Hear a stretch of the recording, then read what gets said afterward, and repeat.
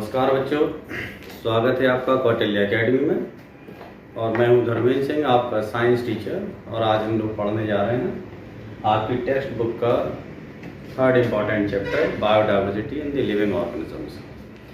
तो पहले हम लोग एक जनरल कॉन्सेप्ट क्लियर कर लेते हैं चैप्टर के बारे में कि बायोडाइवर्सिटी एग्जैक्टली है क्या और इसके क्या सिग्निफिकेंसेस होते हैं बायोडाइवर्सिटी के।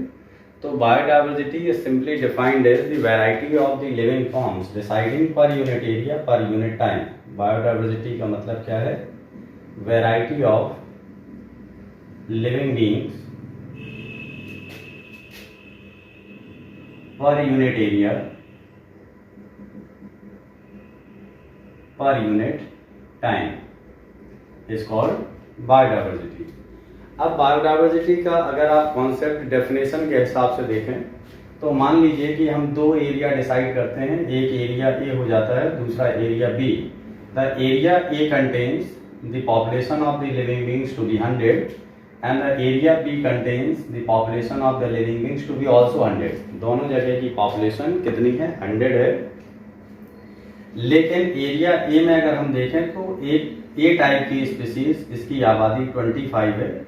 B type of population also has the 25, C type of population 25 and D type of the population is also 25.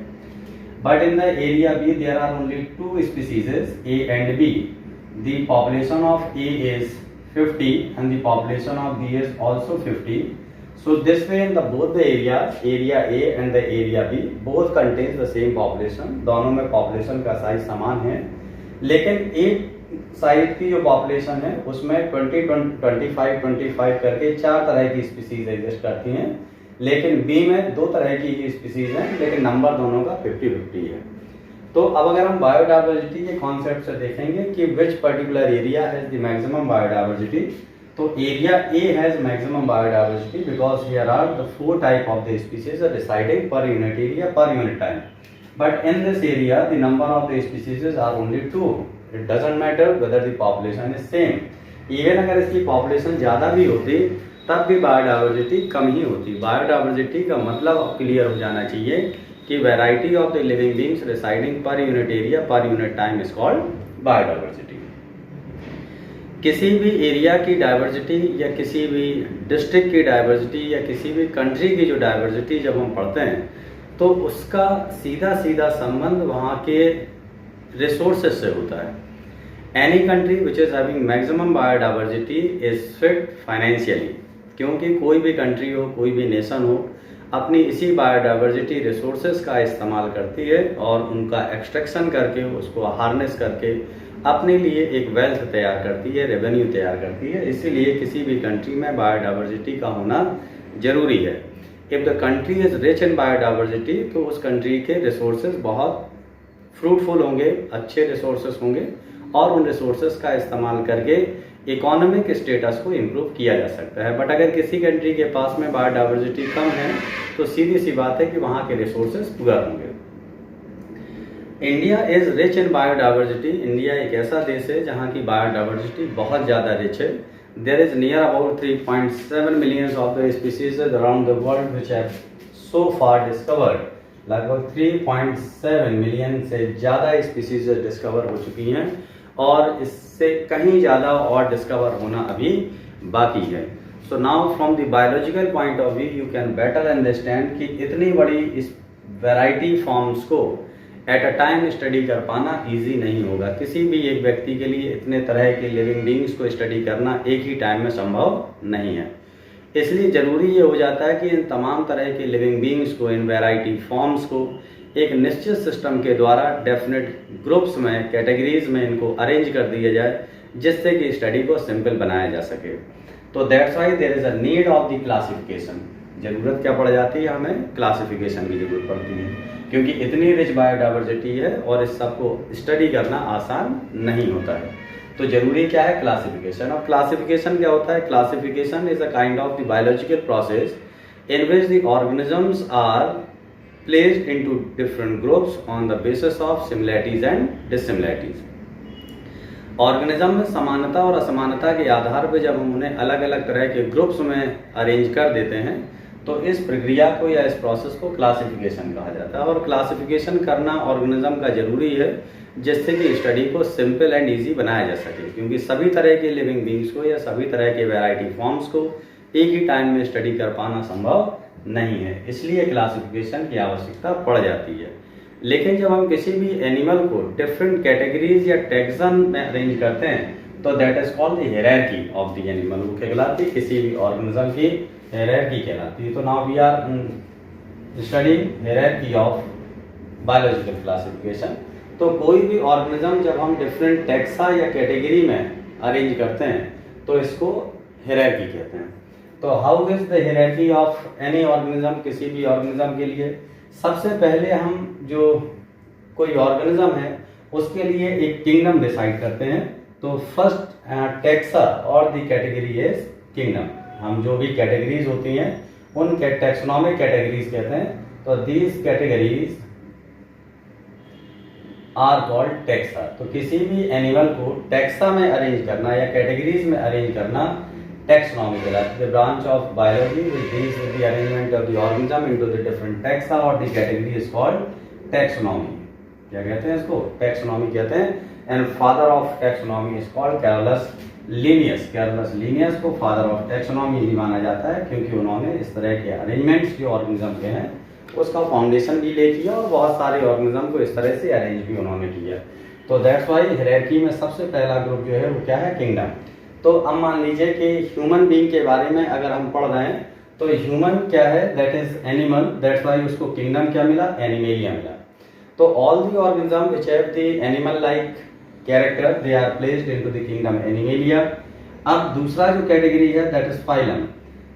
Phylum का मतलब क्या है कि आप ऊपर से अगर ना स्टडी करें नीचे से करें तो किसी भी ऑर्गेनिज्म को एक पर्टिकुलर टर्म दिया जाता है जिसे हम कहते हैं specific character, and that specific character is the character of species. ये वो कैरेक्टर होता है जो किसी भी और ऑर्गेनिज्म को नहीं दिया जा सकता। तो ह्यूमन के लिए स्पेसिफिक ट्रेट क्या है? That is sapiens. सेपियंस मतलब वाइज मैन। जो विजडम वाले ऑर्गेनिज्म होते हैं उनको क्या है? सेपियंस कहा जाता है। एंड कॉमन कैरेक्टर्स, अब इनमें जो कॉमननेस होगी उसको क्या टर्म दिया जाएगा? जीनस। और जो कॉमन स्पीसीज हैं दे आर प्लेस्ड इनटू होमो। उनको किस में रखा जाएगा? होमो। अब उन तमाम सारे होमोज में जो कॉमननेस आएगी उसके आधार पर उनकी फैमिली डिसाइड की जाएगी and that is Hominidae. And then common families are placed into a order and that is called the Primates. Common orders are placed into the class Mammalia and common classes are placed into the phylum Chordata और common phylums are placed into the kingdom called Animalia. तो on the basis of commonness इस तरह से किसी भी organism की taxon को या उसकी कैटेगरीज को डिसाइड करते हैं। सबसे स्पेसिफिक कैरेक्टर जो होता है किसी भी ऑर्गेनिज्म का वो स्पीसीज का होता है and most common characters are in the kingdom. तो kingdom, phylum, class, order, family, genus and the species are the taxonomic categories. और इन टैक्सोनॉमिक कैटेगरीज में किसी भी एनिमल को प्लेस करने की प्रोसेस टैक्सोनॉमी कहलाती है। And this whole process is called biological hierarchy या हायरार्की ऑफ क्लासिफिकेशन। अब जो क्लासिफिकेशन ऑर्गेनिज्म का करते हैं तो time to time different scientist ने अलग अलग तरीके से ऑर्गेनिज्म को क्लासिफाई किया। सभी जिनके पास जिस तरह की नॉलेज उस टाइम में थी उस हिसाब से उन्होंने क्लासिफिकेशन दिया। तो सबसे पहले जो अटेम्प्ट ऑर्गेनिजम्स को या लिविंग बीइंग को क्लासिफाई करने का था that was by Carolus Linnaeus and Carolus Linnaeus propose two kingdom classification. Carolus Linnaeus ने टू किंगडम क्लासिफिकेशन दिया जिसमें दो किंगडम उन्होंने ब्रॉड किंगडम्स बनाए, प्लांटी एंड एनिमेलिया। एक तो ग्रुप ऐसा जिसमें सभी पौधों को रखा गया और दूसरा एक ऐसा ग्रुप जिसमें सभी एनिमल्स को रखा गया। तो two kingdom classification explains the two main groups Plantae and Animalia. But as जैसे जैसे साइंस का इन्वेंशन हुआ बहुत सारी स्पीशीज डिस्कवर हुई, माइक्रो ऑर्गेनिजम्स भी अस्तित्व में आने लगे या ये कहिए कि उनका ऑब्जर्वेशन होने लगा माइक्रोस्कोप के इन्वेंशन के बाद। जेकेरियस एंड जॉनसन ने, नॉलन रस्का ने जब कंपाउंड माइक्रोस्कोप और इलेक्ट्रॉन माइक्रोस्कोप दिया तो बायोलॉजिकल साइंस में एक अजीब सी क्रांति आई जिसमें ऐसे ऐसे ऑर्गेनिज्म डिस्कवरी में आने लगे जिनके बारे में कभी मनुष्य ने कल्पना भी नहीं की थी। उनके बारे में भी लोग जानने लगे। जब उनके बारे में जाना गया तो बायोलॉजिकल साइंस में जितने भी साइंटिस्ट थे उनको ये लगा कि पूरी प्रजातियों को केवल प्लांटी और एनिमेलिया में नहीं रखा जा सकता, इसके अलावा और भी ऐसे ग्रुप तैयार करने होंगे जिससे उनको कॉमननेस दी जा सके। And that's why two kingdom of the classification was suspended for meanwhile and the new system of the classification was originated, which is more acceptable, more widely accepted, that is called five kingdom classification proposed by R.H. Whittaker। ये system किसने दिया? R.H. Whittaker ने दिया five kingdom classification का। और five kingdom classification कहता है कि सभी लिविंग बींग्स को, सभी लिविंग ऑर्गेनिजम्स को 5 किंगडम में डिवाइड किया जा सकता है। And these 5 kingdoms are Monera, Protista, Fungi, Plantae and Animalia. ये 5 किंगडम जो है लिविंग बींग्स को दिए गए। 2 kingdom classification was replaced by 5 kingdom classification. 2 kingdom classification was proposed by Carolus Linnaeus and 5 kingdom by R.H. Whittaker। These all the kingdoms are assigned with the help of certain group feature। अब group feature क्या हो सकता है कि Monera जो थे या मोनरन्स जो कहलाए, ये वो माइक्रो ऑर्गेनिजम्स थे जो प्रोकैरियोटिक नेचर के थे। सबसे इंपॉर्टेंट फीचर मोनेरा का ये है कि वो ऑर्गेनिज्म जो यूनिसेलुलर होंगे, एक ही सेल वाले एनिमल होंगे और प्रोकैरियोटिक नेचर के भी होंगे, उनको मोनेरा में रखा जाएगा। क्या कहा कि जो प्रोकैरियोटिक हैं प्लस यूनिसेल है उनको कहाँ रखा जाएगा? मोनेरा में। जो प्रोकैरियोटिक का मतलब क्या है कि ऐसे लिविंग बींग्स जिनके सेल के अंदर न्यूक्लियस का जेनेटिक मटेरियल प्रोटोप्लाज्म में ही सस्पेंडेड होता है, वो प्रोकैरियोट कहलाते हैं। यानी कि nucleus doesn't have a fixed nuclear boundary. ऐसी सेल जिसमें न्यूक्लियस की फिक्स्ड न्यूक्लियर बाउंड्री नहीं है वो प्रोकैरियोटिक ऑर्गेनिज्म कहलाएंगे। और ये एक ही सेल वाले ऑर्गेनिज्म होते हैं, तो they are called monerans. Monera का जो न्यूट्रिशन का तरीका था, जितने भी मोनेरन्स थे वो उनमें वैरायटी ऑफ मोड्स थे न्यूट्रिशन को लेने के लिए। दे कुड बी ऑटोट्रॉफिक या कीमो ऑटोट्रॉफिक। सीधा सा ये कहें कि वो कैसे थे, वो कीमो ऑटोट्रॉफिक नेचर के थे। With the help of certain chemical reaction carried out by their individual cell used to liberate some amount of the energy, and that energy was utilized by the living organism, and that's why they were called कीमोऑटोट्रॉप्स। इसलिए उनको क्या कहते थे? कीमोऑटोट्रॉप्स कहते थे, क्योंकि वो अपने जीवन को चलाने के लिए जो आवश्यक ऊर्जा है उसको स्वयं रासायनिक क्रियाओं के द्वारा उत्पन्न करके उनका इस्तेमाल कर लेते थे। तो दैट्स व्हाई मोनेरन्स वर कीमोऑटोट्रॉप्स। अब कॉमन जो मोनेरन्स थे दे वर बैक्टीरिया एंड द वायरसेस। जो मोनेरा स्टडी किए गए उसमें क्या रखा गया कि इनको बैक्टीरिया और वायरसेस को रखा गया। Viruses no doubt are the link between non living and the living. Non living और लिविंग के बीच की जो लिंक है वो क्या है? वायरस। और इसके अलावा जो मोनेरन्स हैं दे आर दी बैक्टीरिया। अब अगर हम वायरस और बैक्टीरिया को स्टडी करते हैं तो there are certain viruses and the certain number of the bacteria.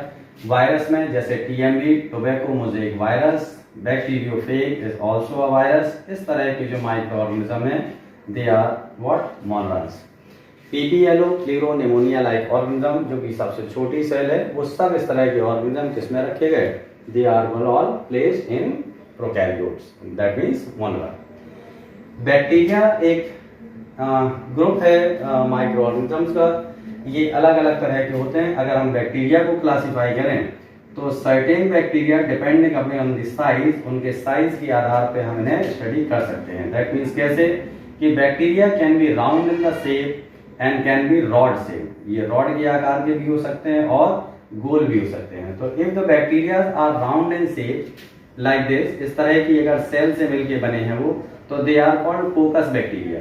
क्या कहते हैं इनको? कोकस कहते हैं। और अगर बैक्टीरिया इस तरह के रॉड जैसी सेल का है तो that is called the bacillus bacteria. क्या कहेंगे इसको? बैसिलस कहेंगे। Round bacteria are called coccus और rod shape bacteria are called bacillus.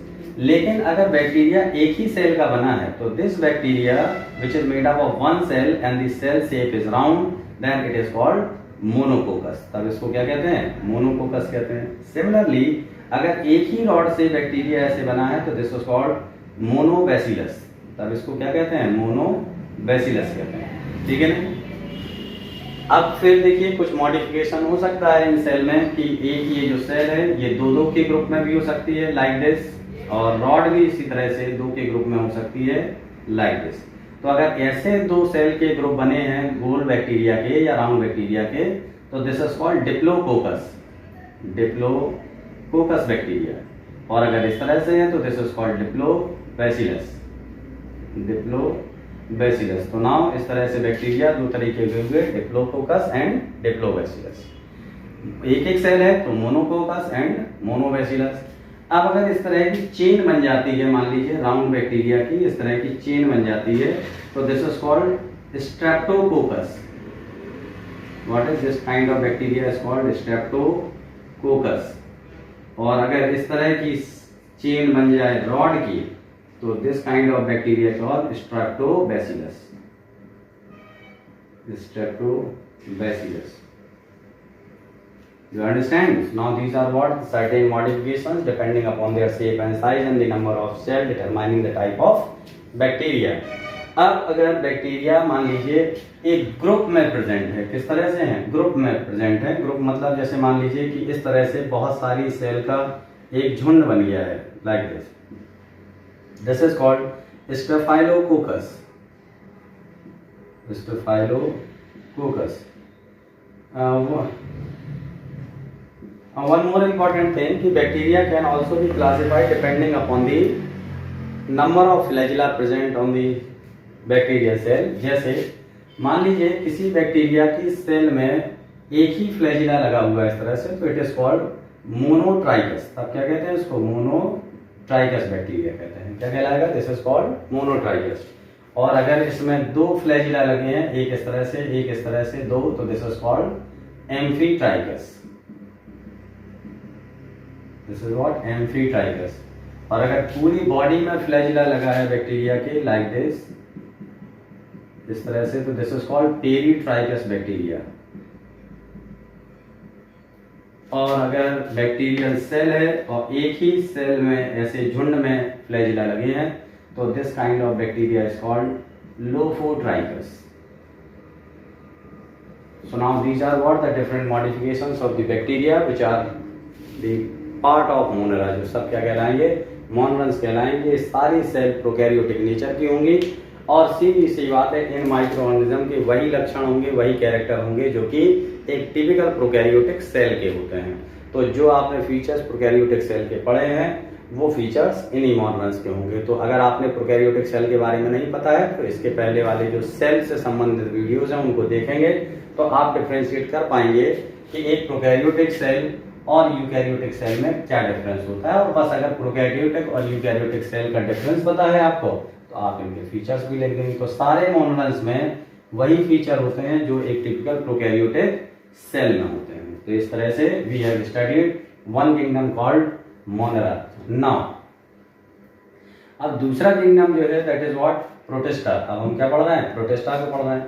तो group feature of the Protista is that they all are eukaryotic in nature. वो सब कैसे होते हैं? यूकैरियोटिक होते हैं और यूनिसेलुलर भी होते हैं, एक ही सेल के बने होते हैं, लेकिन सेल का टाइप कैसा होता है? Eukaryotic in nature. Eukaryotic means the cell which is having true nucleus and the genetic material is surrounded by a nuclear membrane. जैसे अगर ये एक सेल है तो जेनेटिक मटेरियल प्रोटोप्लाज्म में बस ऐसे ही सस्पेंडेड नहीं होगा, this will be surrounded by a specific nuclear membrane. एक इससे एक न्यूक्लियर मेम्ब्रेन से सराउंडेड होगा। इस तरह की सेल को क्या कहते हैं? यूकैरियोटिक सेल कहते हैं, राइट। और अगर ये न्यूक्लियर मेम्ब्रेन ना हो तो क्या कहेंगे? उसको प्रोकैरियोटिक सेल कहेंगे। तो this is what? All the Protista are eukaryotic in nature, they are unicellular. तो उनका सेल टाइप इस तरह का होगा। जबकि मोनेरा का सेल टाइप क्या होगा? उसमें ये न्यूक्लियर मेम्ब्रेन डिफ्यूज होगी, ये न्यूक्लियर मेम्ब्रेन नहीं होगी, है ना। तो इस तरह की सेल कैसी कहलाएगी? प्रोकैरियोटिक कहलाएगी। बट प्रोटिस्टा में कैसी होती है? कंप्लीट न्यूक्लियर बाउंड्री होती है जिससे ये सेल बनी होती है, ठीक है। अब जितने भी प्रोटिस्ट होते हैं they are like Euglena, Paramecium, amoeba etcetera, ये सब क्या है? ये प्रोटिस्टा के मेंबर है। कौन से? Paramecium, Euglena, amoeba etcetera, these are what? All protist. तो अब प्रोटिस्टा के जो कैरेक्टर होंगे ये वो सारे कैरेक्टर जो कि एक टिपिकल यूकैरियोटिक सेल के होते हैं वो सब फीचर किसके हो जाएंगे, प्रोटिस्टा के हो जाएंगे। तो इस तरह से मोनेरा और प्रोटिस्टा को डिफरेंशिएट किया जा सकता है। हालांकि ये सारे ऑर्गेनिज्म इसके बाद के जो है, चाहे वो फंजाई हो, प्लांटी हो या एनिमेलिया हो, ये सब यूकैरियोटिक सेल हैं। But monerans are different from these as they are prokaryotic and rest of these kingdom are eukaryotic cell organism. ये सब कैसे होते हैं, यूकैरियोटिक नेचर के होते हैं। तो इस तरह से प्रोटिस्टा यूकैरियोटिक है और मोनेरा प्रोकैरियोटिक है, दोनों यूनिसेल हैं। इसके बाद third kingdom is Fungi. Fungi जो होती है that is eukaryotic in nature, multi cellular except yeast, yeast को छोड़ के बाकी सारी फंजाई मल्टी सेलुलर होती है। इनकी अपनी एक सेल वॉल भी होती है। एक इंपॉर्टेंट बात यह है कि फंजाई और प्लांटी में सेल वॉल भी प्रेजेंट होती है जो इस सेल को एक डेफिनेट शेप भी देती है, साइज देती है और इसको डेसिकेट होने से बचाती है, इसका प्रोटेक्शन भी करती है। सेल वॉल का इंपॉर्टेंट काम ये होता है कि सेल का प्रोटेक्शन भी किया जाए। फंजाई में अदर से कंपैरिजन अगर करें तो they are heterotrophic in nature. ये कैसी होती हैं, ये हेटरोट्रॉफिक नेचर की होती हैं। And the meaning of heterotrophism is that they can not synthesize the food by their own. ये अपने भोजन को स्वयं नहीं बना सकते हैं। फंजाई जितने भी होते हैं वो सब अपने भोजन को स्वयं नहीं बना पाते हैं। That's why they are heterotrophic. Most accurately you can call it they are saprophytic. ज्यादातर कैसे होते हैं, सैप्रोफिटिक होते हैं। दैट मीन्स कि they can obtain their nutrition from dead and decaying material. जो डेड एंड डिकेइंग मटेरियल से nutrition लेते हैं उनको सैप्रोफाइट्स कहते हैं। And this kind of mode of nutrition is called saprophytism. Commonly known fungi is Rhizopus, Mucor, Coccinia, Albio, etc. ये सब क्या है, these are the common fungi जो कि हेटरोट्रॉफिक नेचर की होती है, सैप्रोफिटिक होती है और फंजाई का फंजाई के टाइप्स मान लीजिए या different type of fungi. And now it is what the Plantae. Fungi के बाद अब हम लोग क्या पढ़ते हैं, फंजाई को पढ़ेंगे और प्लांटी और एनिमेलिया। दो ग्रुप और बचे हैं 5 किंगडम क्लासिफिकेशन में, वो क्या है, प्लांटी है और एनिमेलिया है। तो प्लांटी को अगर आप ठीक से पढ़ते हैं तो जितने भी प्लांट्स हैं they are placed into this kingdom by the name Plantae. And जो प्लांटी के मेंबर्स होते हैं, प्लांट्स जो बेसिकली होते हैं, they are cryptogams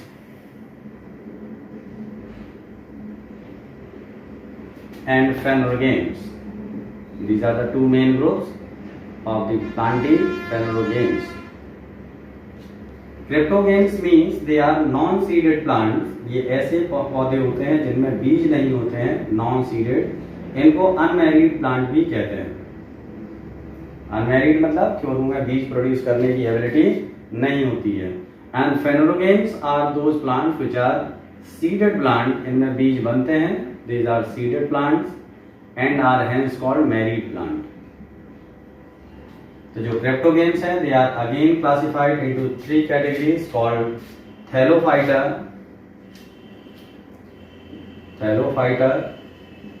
bryophyta and pteridophyta।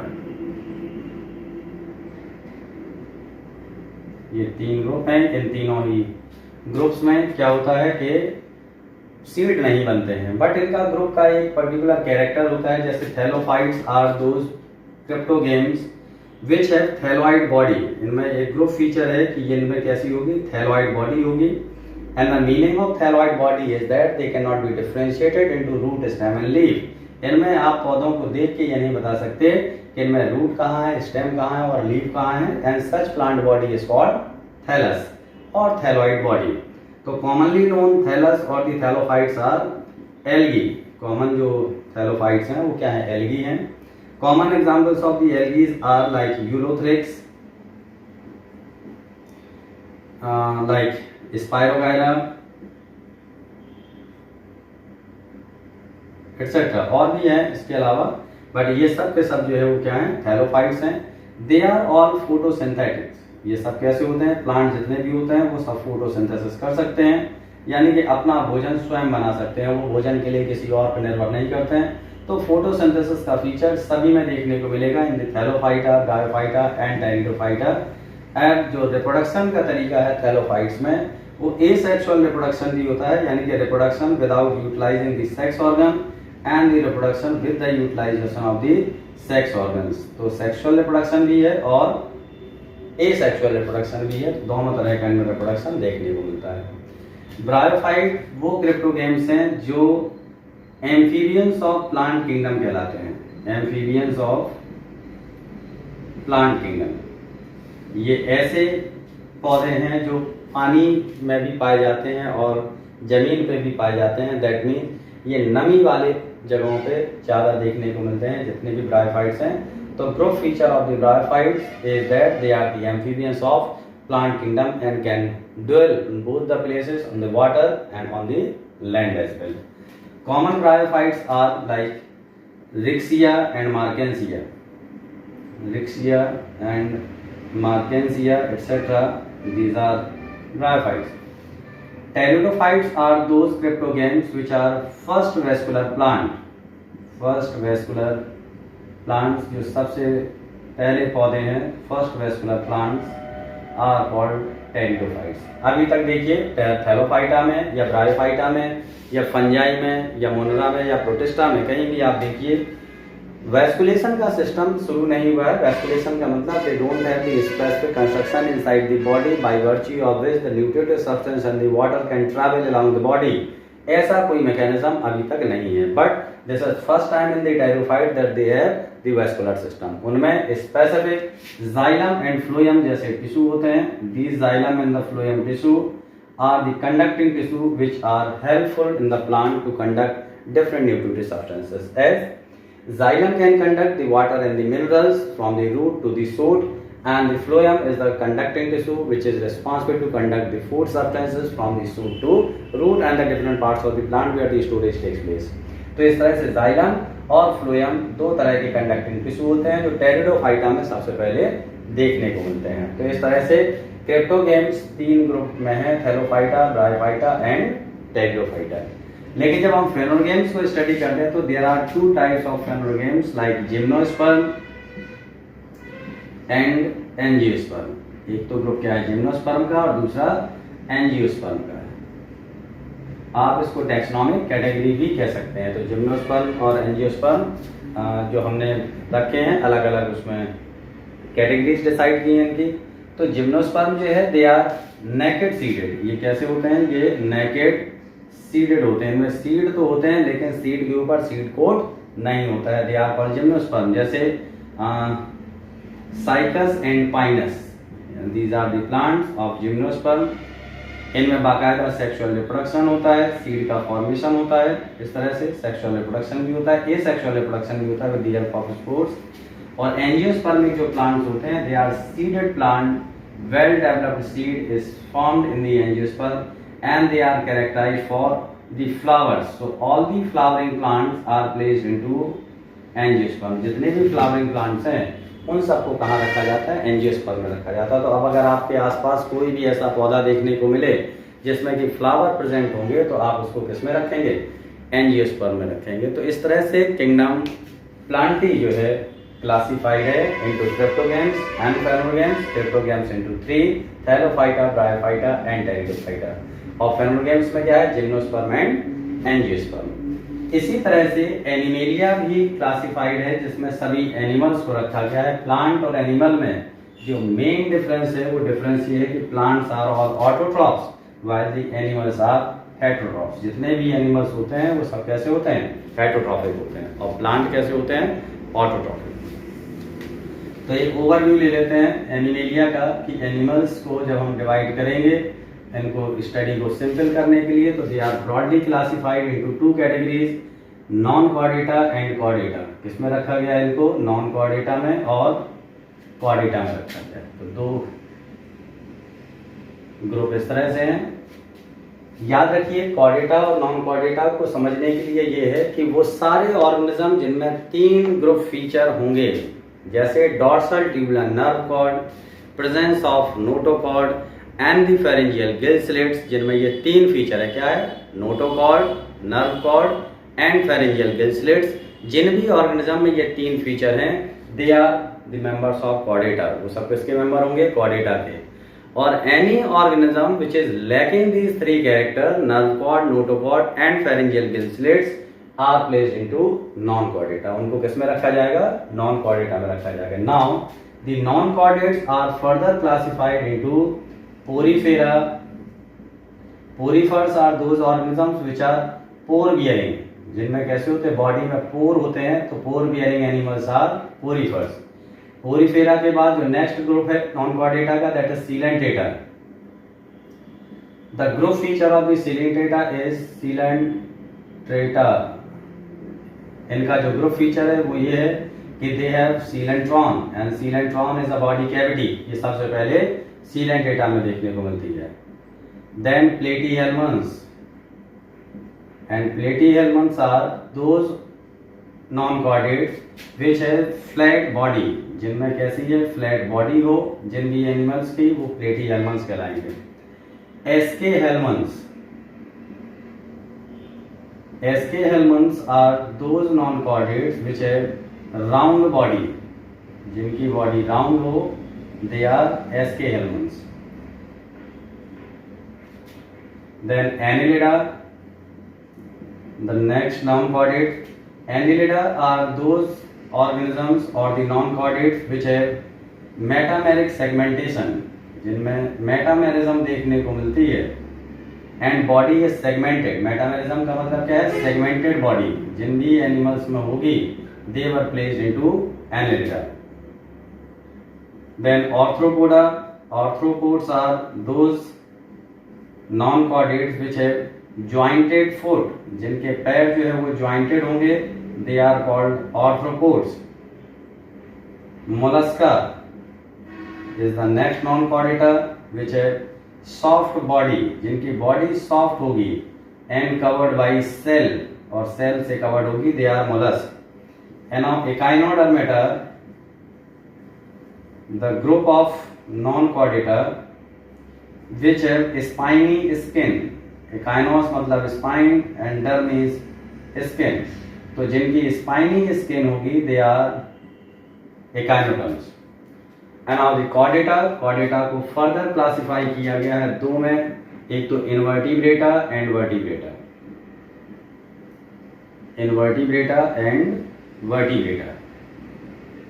Invertebrates are those which don't have vertebral column. वो सारे कॉर्डेट्स जिनमें वर्टिब्रल कॉलम नहीं है, बट कॉर्डेटा के फीचर हैं, यानी कि notochord, nerve cord and pharyngeal gill slits तो लाइफ टाइम में कभी होती है, बट वो नोटोकॉर्ड नर्व वर्टिब्रल कॉलम में मॉडिफाई नहीं हो पाती है। तो जिनमें वर्टिब्रल कॉलम नहीं है, they are invertebrates like cephalochordates, Cephalochordata and Urochordata. जिनमें नोटोकॉर्ड हेड जोन में प्रेजेंट होगी, दे आर कॉल्ड सेफेलोकॉर्डेट्स, और जिनमें नोटोकॉर्ड टेल जोन में होगी, they are called urochordates like in Herdmania and cephalochordates like Amphioxus. So they are all invertebrates. And now the vertebrates are what? Ki those microorganisms or the chordates which have the vertebral column are called the vertebrates or the members of the vertebrata. They include basically fishes, यानी कि सभी मछलियाँ, they are vertebrates. Then amphibians. मछलियों के बाद amphibians जो पानी में भी रह सकते हैं और जमीन पर भी रह सकते हैं। फिशेस जो फिशेस हैं basically. And now the reptiles, all the crawling animals are called reptiles. Aves, all the birds are placed into apps.